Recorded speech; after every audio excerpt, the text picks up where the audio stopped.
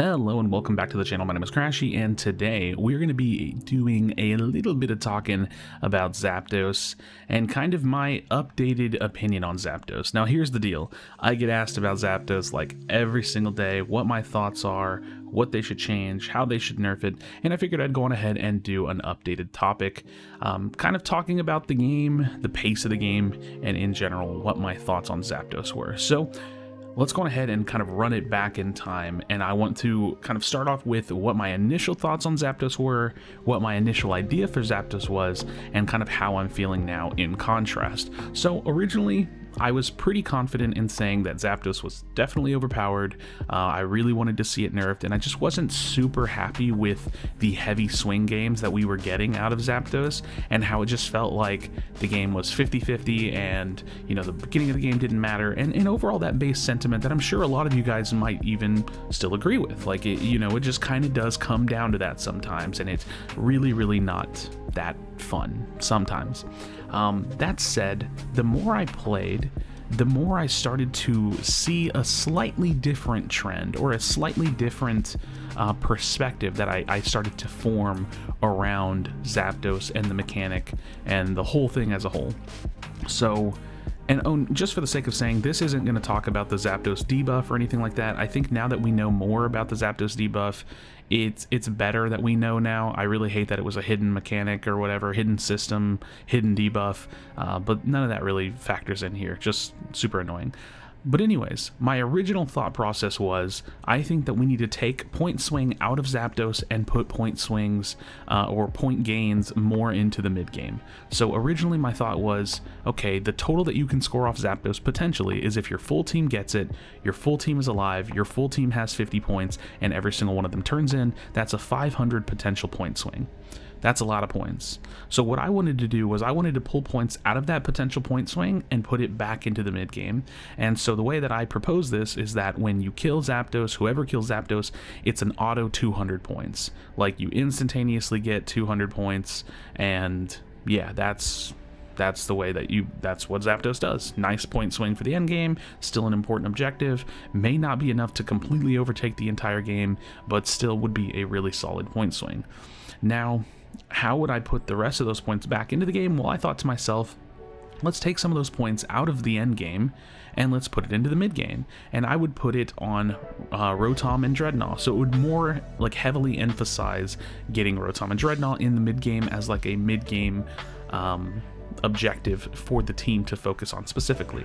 So at the time I was saying, you know, 50 points for Rotom and 50 points for Dreadnought, and so that would take a lot of points out, because there would only be a potential 200 point swing at the end, and then I mean realistically you're only seeing like 2 to 3 Dreadnoughts and like 2 to 3 Rotoms, so that would be a total of anywhere between, like, you know, 400 to 600 points. So there would still be a lot of points, but a lot more of it would be earned in the mid game, and then even then not all of that would be capitalized on.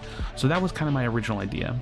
Now I'm not so sure I'm a fan of that idea, and I think it's because the more I started to play the game, the more my perspective on being the team that's losing started to change. And now I've started to play the game in a different way, where when I'm behind, and if you guys haven't checked out my like playing from behind video, I definitely urge you do so. When I'm behind, the focus of every decision that I've started making, or every decision that I've started making in games, has entirely changed. When I'm behind, I don't contest big objectives anymore, or rarely, unless I really think that we could do it. When I'm behind, I don't worry about them scoring goals, because usually they're so strong and so far ahead that contesting them and fighting them is going to only lead to them getting more far ahead. When I'm behind, I like to hyper farm as much as I can, avoid them as much as I can, kill everything on our side of the map, extend a little bit towards the middle of the map, and try to take some of the core fish whenever I can, and ultimately avoid them for the almost entirety of the mid game, going in towards the late game, to then catch up and experience as much as possible, and then beat them in the final fight.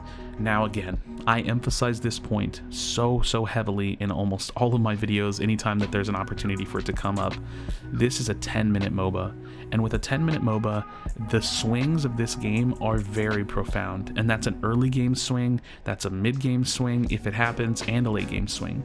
So early game swings, if you're dominating your lanes, if you completely destroy like a tier 1 goal, if you're doing any of that really early on, like pre-Dreadnought, you are really setting yourself up. It really provides a big swing. And you know, early to mid game, if you're the team that gets the Dreadnought, then you're really getting a heavy swing. And this is all swings in power, swings in experience. And that one Dreadnought can easily carry you all the way through to the end of the game if your team plays well. Now, think about this opportunity when second Dreadnought comes up. If the team that didn't secure first Dreadnought does secure a team fight win, and the second Dreadnought, that is also a massive power swing. That usually will either be enough for the team that was behind after first Dreadnought to be now in the lead, or to have closed the gap. And so there are these massive swings that happen all throughout the game, and that is not excluded in the end game at all. So in the end game, it's the same thing. Whichever team secures Zapdos is going to see a massive swing, and that ultimately becomes part of the game. It becomes part of the game and how you have to learn to play it, and how you have to learn to kind of master the game and play very, very perfectly. I think that the sentiment that really comes out when it comes to having a 10-minute MOBA is that with 10 minutes in the game, you have very little margin for error. There is so few mistakes that you can make in a game like this, and that's each team, but also each individual player. And those tiny bitty mistakes can really cost you the game. So having that perspective, and now thinking about the perspective of the team that's behind for the majority of the game, it kind of puts me in this position where I really think the only way to win a game when you're behind is to farm up as much as possible, play the end game for the fight, win that fight, and then secure Zapdos. So if we were to take a large amount of points out of the Zapdos swing, then I'm not sure that the team that's behind would be able to win. And going back to my original idea, if we were to put points back into the mid game, I actually fear that the team that was already ahead would just secure more points. So let's say a team is ahead, I don't know, I'm just going to make up some numbers here. Like one team has scored like 80 and the other team has scored like 160. So, you know, one team is clearly ahead. And then the team that's ahead scores another 100 points because they get first Dreadnought and they get first Rotom. So now they're ahead again. Then they've been really controlling the game the whole game. So then they get second Dreadnought. Maybe they get second Rotom as well. Well, that's another 100 points. Well, now they're ahead. And if, you know, in my original idea, the team that was losing was able to kind of catch up a little bit and then get Zapdos for like a 200 point swing, well, that 200 point swing wouldn't even be enough to like catch them back up and win the game. So personally, in my opinion right now, I am much more leaning towards thinking and feeling like Zapdos is actually incredibly balanced. Like incredibly balanced. I would actually, and I've said this on stream, I would actually fear for how the game would feel if they nerfed Zapdos too much. If they nerf Zapdos too much, I would be afraid that it would feel almost impossible to be on the losing side of the game early and even feel like there's an opportunity to come back. That said, I do think that there are light ways that we can nerf the Zapdos mechanic without changing the potential point swing, because I think the point swing is really important. So the first thing that I'm thinking, at least for now, is that I have never been a fan of auto dunking. I think with Rotom it's kind of okay, but having like every goal turn into auto dunks after Zapdos is really crazy.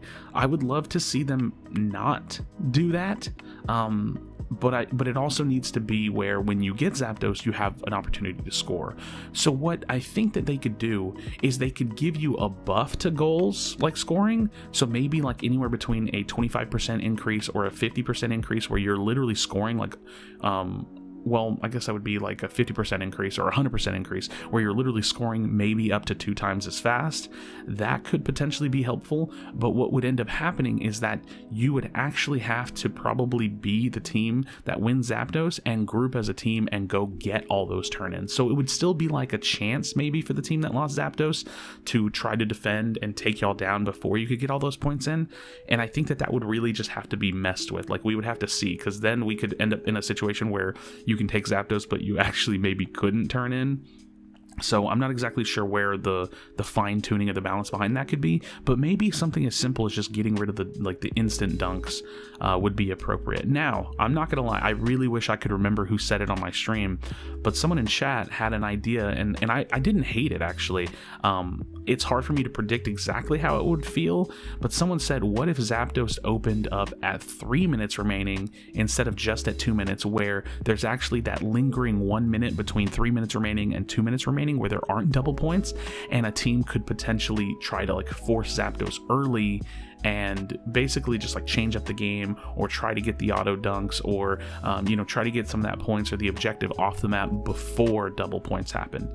That would make the game really interesting, because at 3 minutes remaining there is a lot of time left. So if the Zapdos fight was to happen early, there would still maybe be anywhere up to like a minute to a minute and a half, maybe even up to 2 minutes remaining, where there would still be an opportunity for a team, either side, to make some decisions. That's actually not a terrible idea either. So I definitely think that my overall perspective on Zapdos is this: it's not nearly as big of a problem as anyone thinks it is, or that most people think it is.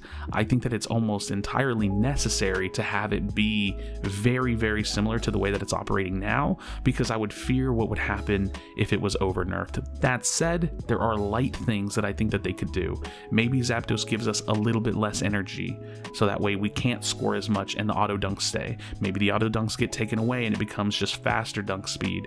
Maybe Zapdos opens up earlier, so there's more time to play around with playing around Zapdos, whether or not you want to force the fight early or wait till later, or maybe the fight ends really, really early and then you still have some time to try to make a last final push. Whatever the case may be, my opinion is definitely this: I don't think that it should be nerfed heavily, but I definitely think that it could maybe see a light change. So let me know your thoughts in the comment section down below. I definitely want to hear it.